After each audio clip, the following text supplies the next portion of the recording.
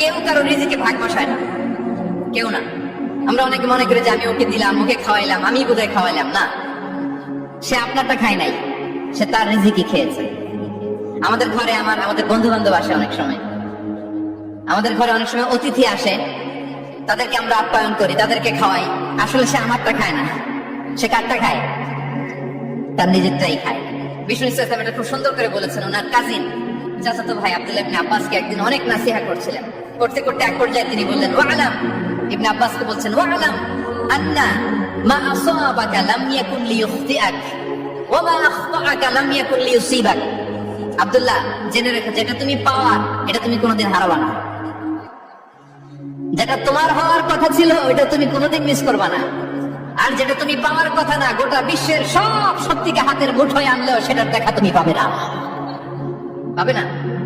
ওয়ালাম আন্নামা আসাবাকা লাম ইয়াকুন লিইখতিআক ওয়া মা আখতাআকা লাম ইয়াকুন লিইউসিবাক রুফিআতিল আকলাম ওয়া জাফফাতিস সুহুফ।